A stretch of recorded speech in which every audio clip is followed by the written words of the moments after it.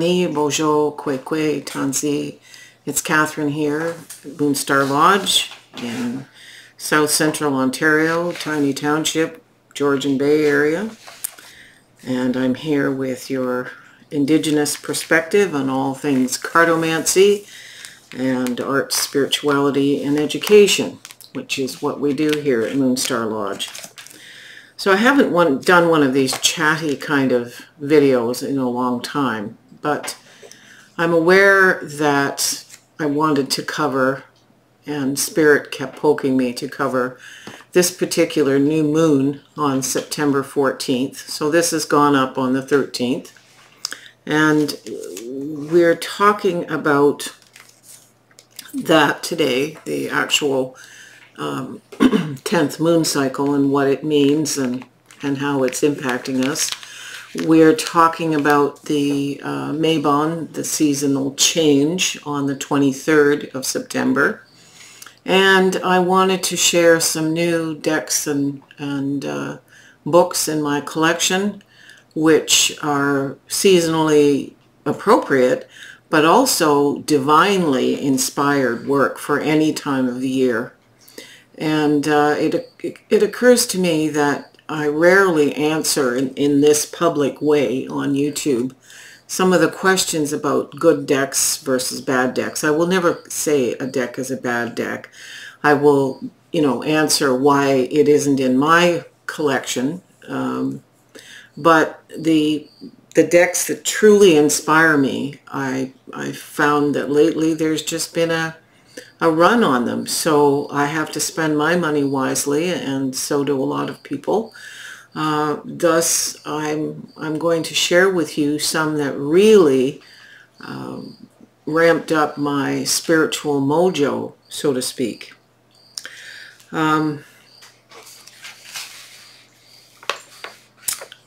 So let me start. Maybe I should put my crown on because this is pretty serious. I'll wait for that.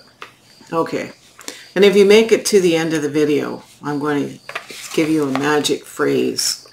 And if you send me a message and tell me the magic phrase, I'll pull a card for you the next week's reading. All right. So let's talk, for starters, about this new moon on the 14th. And it's the 10th moon cycle, and it comes in at 9:39 p.m. on the 14th. And as I mentioned, the grandmother is Weaves the Web, but the actual name of the moon cycle, as I was taught, is Leaves Turn Color. We have horse, and we have Thunderbird as the dotem and the clan. Coyote is the spirit keeper for the south, or for the, sorry, not the south, for that particular moon cycle. He is for the south, and because we're moving into the west, we're just kind of shifting there. We're on the cusp. Orange and brown, like the leaves, those are the colors. Heart, the front heart chakra. And this is why this is one of the most important moon cycles. I shouldn't really say it that way. All the grandmothers and all the moon cycles are important equally. This is a level playing field. But from my experience of dealing with people these nearly 50 years, I find that the heart chakra is the one that tends to sustain the most damage. So the front heart chakra is the one that's associated with Weaves the Web, Grandmother Spider Woman. The healing plant is corn. Of course, this is the season of the harvest. The auric field is emotional. The element is fire for passion and spirit. And what else can I tell you? There's lots of things I could say, but it's not necessarily important. The tetragonal or tetragonal crystals are the ones that are the crystal system relating to this, as is the color pink. The numerological value is 7. The planet is Mercury. And yeah, some of the crystal colors are pink. Let me see here. Pink and green, rose pink, dark emerald, red and pale green, and ruby and rhodochrosite are some of the crystals. So let me read you about Weaves the Web, Grandmother Spider Woman. She's known a lot there through the cultures all over Turtle Island. Down in the Red Rocks area of Sedona, you will find that there's a standing stone that's named after Grandmother Spider Woman. Anyway, she is the mother of creativity, the muse, the artist, the creatress, the manifester of dreams who brings visions into reality, the guardian of life force who teaches women to give birth to their dreams, the keeper of survival instinct and the mother of the creative and the destructive. She teaches us how to use our desire to create and bring our dreams into tangible forms, how to tap life force using energy to build, change, or manifest our needs, how to manifest our visions and give them life through our actions and artistic talents, how to create new from old, and how to destroy the limitations to creativity. She teaches us how to work with our truth. How very beautiful. All right. So with this new moon so close to autumn equinox, you can rest assured that there's going to be kind of a blasting open of the veil. I mean, I've been feeling the veil thinning and the ancestors coming through for weeks now, and I can't recall a year where it has been this in my face. And I don't say that lightly. I would prefer it to be quite structured, and every year the veil opens round about October 15th, and there we go until Yule. But no, it was opening in August. So this tells me that we have to hit the ground running. That being said, the rituals you choose may need to expand through that period where we are dealing with the new moon on the 14th, right through to autumn equinox. It's September 23rd at 2:50 a.m. So it's late this year. Normally it's, 21st, 22nd, sometimes the 20th. But it's the 23rd this year. And then just not long after that, on the 29th, is the full moon. So this 2 weeks has that period between the 14th and the 29th is very big time for ritualizing and preparing as we move into moving toward Samhain or Halloween. I think it's an opportunity here to be creative and creating new rituals instead of just putting out, the water, the sterilized water or the purified, distilled, or spring water out in a vessel for the moon, both the new moon and the full moon. It's an opportunity to do extra work with crystals. We are harvesting plants, those of us who do that at this time, and getting drying or processing tinctures, that sort of thing. It's really an opportunity to take it to the next level, to start doing sigil work, for example. I notice a lot of resources are now becoming available on talismans using sigils and sigil work directly. Wonderful opportunity to start manifesting. This is the creatress moon. So manifestation requires a conscious, conscientious, and totally being present in the moment, awareness of the need to slow down. So Mercury has been retrograde, Venus has been retrograde. I think there's been like 7 or 8 planets retrograde, which is always to slow down and pay attention to what you're doing. I think it's important that we honor that and recognize what we are manifesting, or how things have lined up for us to manifest in this space between the 14th and the 29th is extraordinarily important. So it's carving out time. Don't wait till the day to say, oh, I got to pull together some stuff and do a ritual. This requires some journaling, some thoughtful presence, some meditation, some yoga, some Reiki, some self-care, so that you're feeling like you want to put the energy into the rituals. And it's not just rituals for the time, it's what are you manifesting. We have a whole year before this grandmother comes back again. And so we can plan that far ahead with her in that period between the 14th and the 29th.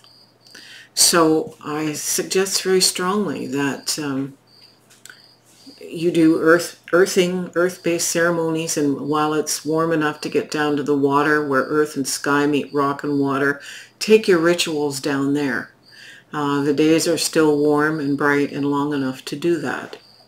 Invoke your totems. Bring into, give permission and honor with ceremony. New totems who might walk with you in this manifestation to give you fresh and new ideas. Don't forget the 9 categories of spirit guides and teachers and the subcategories within. Angels, archangels, ancestors, the totems, the ascended masters, the ascended healers, and so on. Those of you who have taken our psychospiritual development know that there are technical categories for these beings. So that's all I need to say, I think, about the new moon through to autumn equinox and the full moon. We'll talk more about that in the next readings and such, so we have time to discuss that, but I'm just giving you some preparation. Those of you who get our newsletter will have noticed that we are offering a dowsing course, which is jam-packed full. If there is interest in another dowsing course before the snow flies, we will set one up probably latter October or very, very early in November. This is an important thing. We structured the newsletter, and if you got it, you realize that dowsing is on October 1st, and it's an afternoon. It's always an afternoon. We used to run 2 full-day courses separately, but now we've fine-tuned it and got it down to, it's a little bit rushed, but we we do an awful lot in the 3 to 4 hours that you're here on that Sunday afternoon. Anyway, October 1st is the date, and it's full, so don't even ask. It's not, we can set up something else if you really want to get in it this year. Otherwise, it'll be likely end of next May or early June in 2024 before we can cycle through and bring it back again. It's $80, by the way, for that. Plus, if you need dowsing rods, Mr. Handy Dandy Brian makes good dowsing rods that don't fall apart and guarantees them. And we have beautiful pendulums here that I carefully craft. And if I bring in somebody else's pendulums, I make sure that I change out the hardware so they don't fall apart. Anyway, we have that stuff here, not to worry. It's if you want that, let us know, and if we get enough people, at least 6, we'll offer it again before the snow flies this year. But the other course that ties in more to what I'm talking about with fall equinox and the coming year for us. We've had to manifest a vision. You know, Brian's going to be 77 in November, and although I am out of my teens, I'm not quite that old. Anyway, but I'm suffering from, you know, a disease that could take my life, and consequently, it's important for me to pass on. We both realize, you know, we can't get down and roll on the ground and do the physical things anymore, but we need to teach the next generations. So for a number of years, we've had a Medewawin group, and many of those original Medewawin are getting up there with us, but we all gather collectively. And the way that we support our lodge here to make it happen is to run the base courses that provide the information to help a person understand what shamanism is. Shamanism is only a small part of the consciousness dimensions within which we all must function. So starting on September 27th, just almost at that full moon, we have a consciousness course that's going to run right through until November 1st on Wednesday evenings. It's $250, and it's going to be on the computer, so you don't have to show up here. It's not live in person. We're doing it this way because we have shamanic practitioners around the globe that we are connected with, and we want them to be able to participate. So anybody who is participating in our course is getting the benefit of the connections with those people who've worked with us for 40 and 50 years. But also it's for the benefit of the next generation who are coming in. So in this class, we are starting with an overview of the interconnectedness. We're doing the standard parapsychology, so clairvoyance, clairaudience, clairsentience, clairolfaction, psychokinesis as an umbrella, and that's where the dowsing comes in. Dowsing is an anchoring part. It's a subset of psychokinesis. And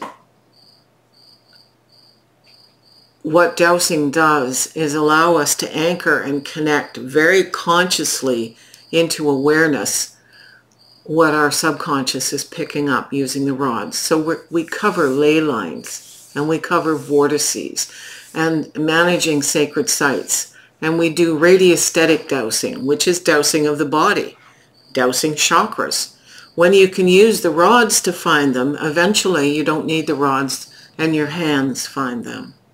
We do geomantic dowsing, and so that factors into our shamanic practice. Anyway, this consciousness course, which I believe is 6 Wednesdays long, we're going to talk about the parapsychology categories and how those skills have to grow and manifest during consciousness and awareness of consciousness training.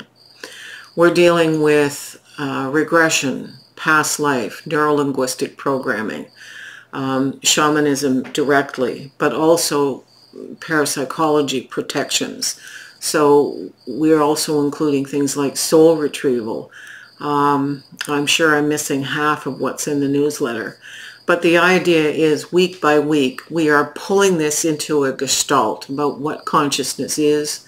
I will touch just very briefly ideas in quantum mechanics, what quantum consciousness is, how shamans see parallel realities, parallel universes, the movement between the tonal and the nagual, how we journey, all of these skills. And there are opportunities, even though this is an online class, there are opportunities here for some practice sessions and some experiential work. So you're not just listening to anecdotal evidence.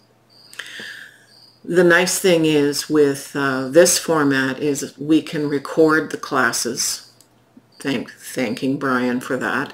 And if a person cannot make a class because of a work commitment or illness, whatever, we will be able to send a link so the person isn't missing anything. They may not have been there in person, but they're going to get the connection with the link. So this is a really important class, not just because of the knowledge it contains. It's everything I've done since university in 1976. It's everything I've done as a spiritualist church minister, connecting with mediumship. It's everything I've done working in the field as a shamanic practitioner, both with and without Brian. It's a culmination of my career, and certainly his career, and the careers of those senior shaman who will be participating in the consciousness class. But it's how I feel I can give people a basis for understanding, the new people coming in. If you want shamanic training, if you want expanded consciousness skills, if you want just to be better at clairvoyance, we're going to be working with people one-on-one in this small group and bringing them into our collective shamanic group in 2024. This is the easiest way I know of to give them skill sets. So we don't charge fees for the shamanic individual work. What we ask people do is to support the classes that come up. And that way you're getting direct skills. We can clock those skills and make sure we're getting everything covered. And the individuals coming in can decide whether this is for them or not. Whether they decide to pursue the shamanic work or the parapsychology work will be up to them. And then at least they've got some training. We will be looking at specifically some psychospiritual development classes in 2024. Of course, that all depends on health and all those things. But if you're interested, you need to contact us either through our website, which Brian will list below this video. You can register right online, and we provide receipts on the first day of class, so that's not a problem. You also have a receipt if you do an e-transfer or PayPal in the interim. So, you know, you can show us or show yourself how you've paid or that you have paid. And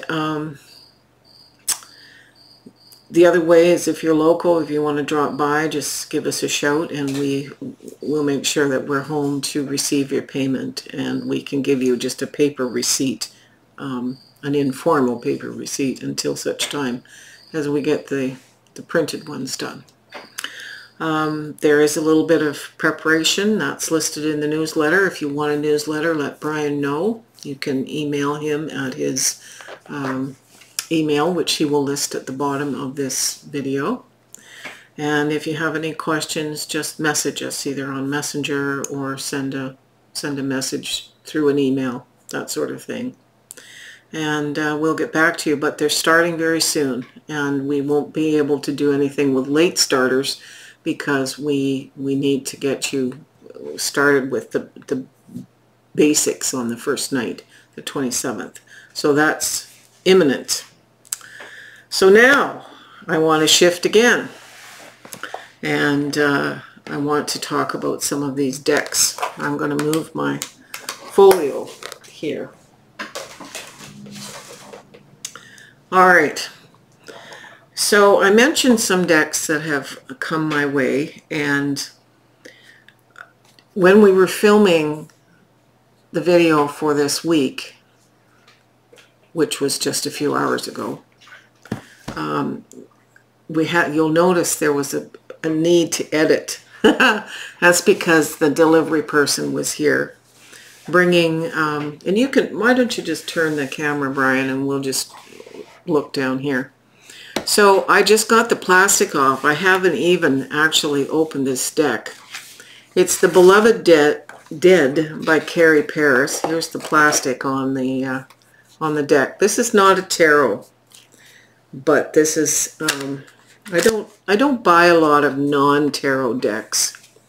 Let me just turn it over. This isn't a walkthrough, but the Beloved Dead is an oracle for divining ancestral wisdom. Now, can I pass this to you so the cats don't play hockey with it? So I believe, yeah, I believe it's 80 cards, something like that. It's 80 cards. So it can be worked with a tarot. But Carrie Paris, if you are familiar, these are very old-timey postcard kind of pictures. Beautiful pictures. This one's a hoot. I like that guy. That's a hoot too. Anyway, Carrie Paris has put out a number of wonderful decks. If oh, Brian, can you go grab her other deck where this one was?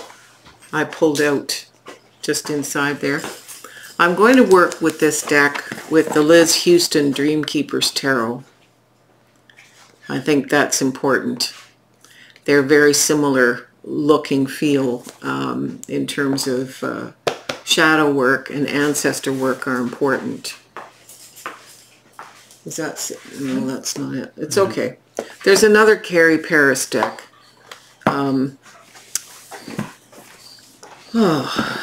Anyway, this one she's just issued as well. It's called The Siren Song, and it's completely different from this deck. The Siren Song is a Lenormand deck with the playing card correlations, and it's a Kipper deck.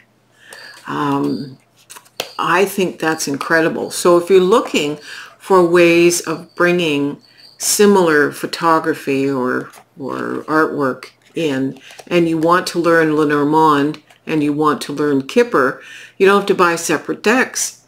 This is brilliant. I think this is amazing. I haven't worked with this one very much yet because we've been busy getting the newsletter and trying to have some time off.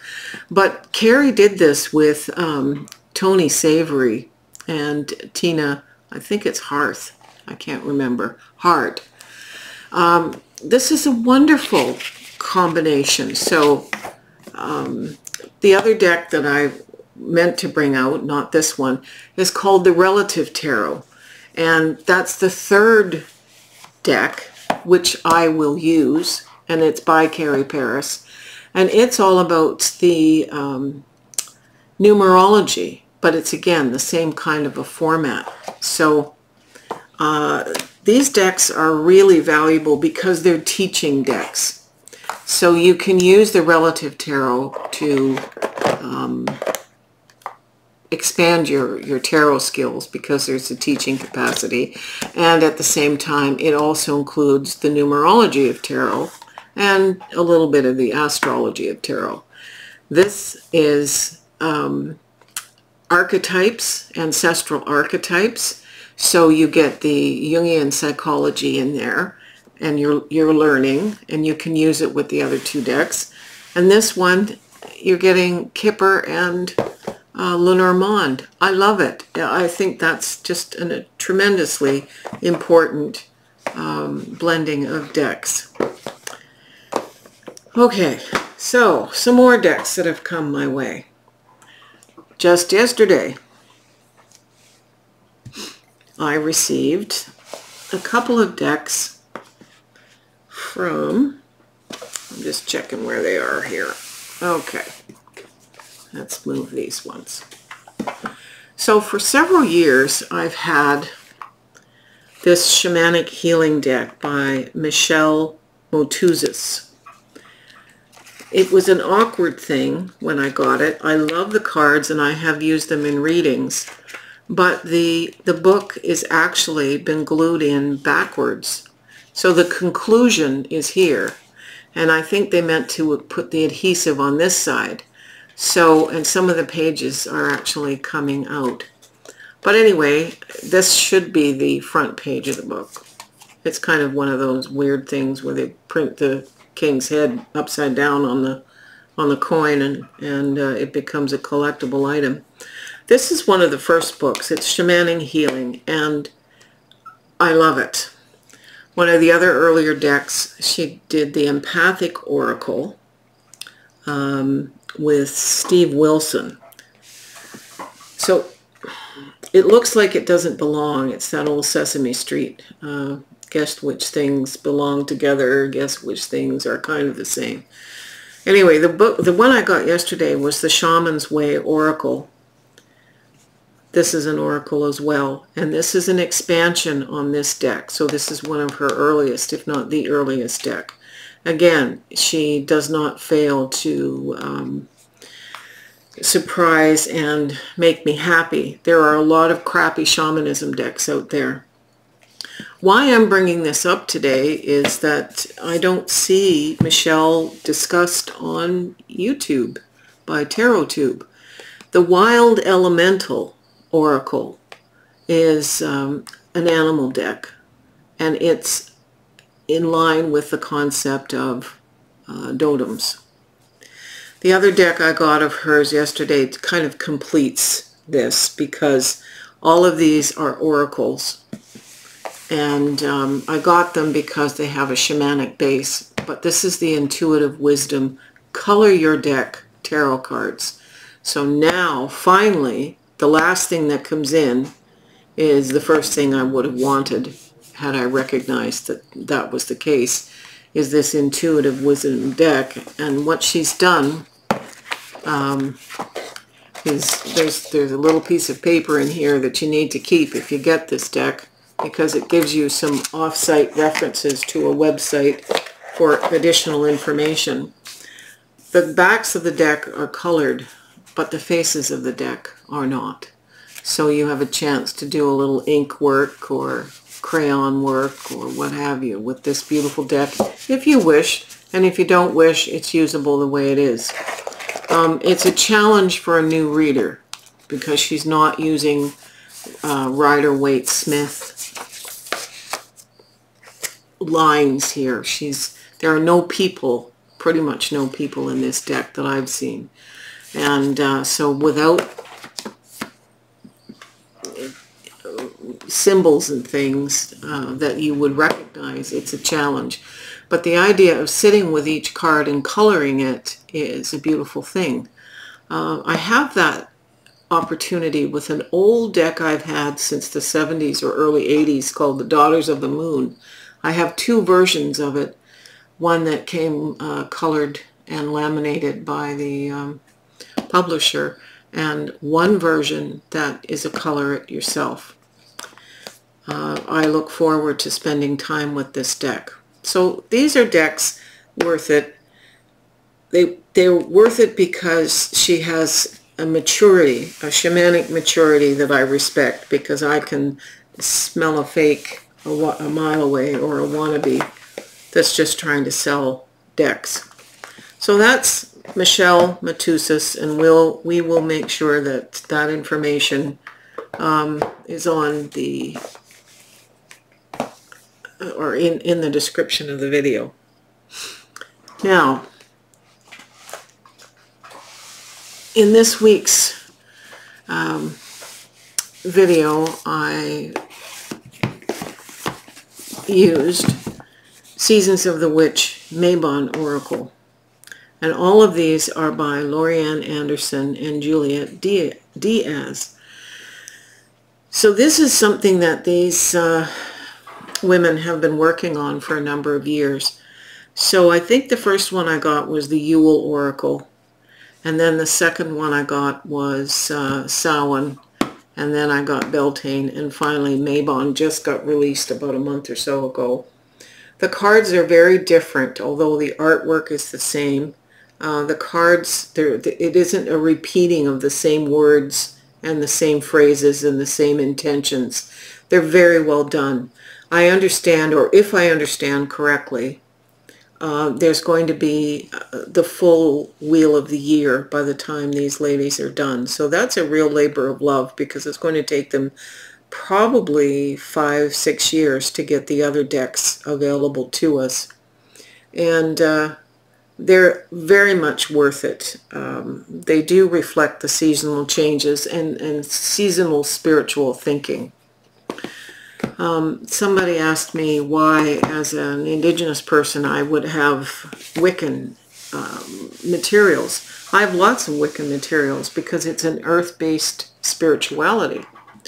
And so are we, earth-based. I mean, we all have similarities. All religions have similarities. But this is a spirituality, and it's a spirituality that speaks to me, and I'm comfortable with, and I know where they're going with it. So the next 3 decks are recent decks, not extremely recent, but say since the summer. Colette Baron Reid has put out the Dream Weavers. It's very different. It's line art that's very different from anything she's ever put out before. The illustrations are by Joel Nakamura. I love this. It's shamanic in its expression, and as you may know, Colette has put out 2 decks prior that relate to shamanism with Dr. Alberto Violdo and his wife Marcela Lobos. I use this a lot, and I'm using this deck this week, not this week, this month, with the Mind's Eye Tarot. And my lovely friend Melissa at the Wand and Cauldron in Midland ordered this in for me. I've been waiting for this for a long time, but US Games doesn't ship to Canada unless you are a wholesaler. Well, I am not that. I find these two, although the line art is different styled, they work beautifully together from the concept of the spiritual paradigm. These 2 decks, oh, sorry, the Grand Poobah has here, let me line them up side by side maybe. Okay, there we go. The Voices of the Souls Oracle I've been working with virtually every video since the summer. The Voice of the Souls Oracle by Isabel Surf. When I first got it, I looked through it quickly and went, oh, lunch bag let down kind of thing. But the more I've worked with it, the more I recognize that I was hasty in my judgment. This has become a go-to. It's a go-to for me for personal readings as well. Very much a deck you can add to just about any reading. And again, it's line drawing, black and white, not a lot of goofiness in it. So, and it's got a very good book. One that appeals to my inner 3-year-old is this one, The Earthly Souls and Spirits Moon Oracle by Terry Foss. I've used it a lot lately. It is for the spooky season, of course. Lots of cats in it, so that helps. Lots of crows, lots of ghosts, so it's right up my proverbial spiritual alley. There's an innocence to the artwork, but a great spiritual depth to the concepts. The kinds of,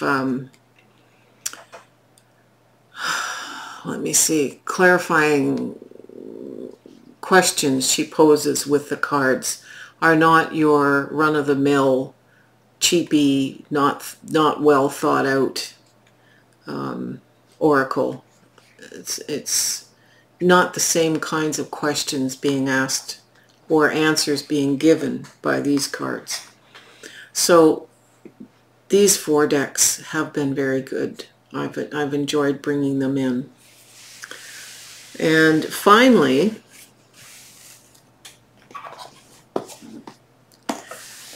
these 2. My goodness, now I've used this throughout the summer, the Oracle of the Crystal Skulls, and the cards in this one are actual pictures of existing crystal skulls. I had to take the liner out and put my own liner in because it was a crappy box and it's not the best, so I put my own liner in. The cards are rectangular, but a little wider than I'm used to. There's a number of crystal skulls pictured, 56 of them or something. The only one that isn't is the Mitchell Hedges skull, which is too bad, because I've held that one in my hands a number of times. But I love these cards because they give the technical information, what the crystal is made, or what the skull is made from, whether it's jasper or crystal or howlite or rose quartz or whatever it's made out of. The weight of it, the size of it, the geological composition, where it resides, who its keeper is, but also, most important to me, the spiritual message that has been transmitted or derived somehow from these crystal skulls. So I got this first when I saw it, and then just within the last 2 or 3 weeks, Debris put out the Dark Side Skeleton Tarot. Now they have 3 versions of this. They have just a deck in a box, which is the least expensive. Then they have, I think, a deck and a small book in a better quality. Or maybe it's just gilded, I can't remember. But this one, I had to take the insides out as well and put my own liner in because what came in it didn't work. This one comes with a workbook that describes the cards and then gives you an opportunity. So this doesn't exist with the other 2 decks. And then the deck itself, I've put in its own case.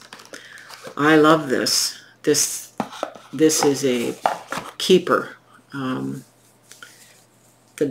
diagram of the skull isn't just the best. If I saw that on a card, I'd be disturbed. But let me just get my fumble fingers going here and try and show you some of these cards.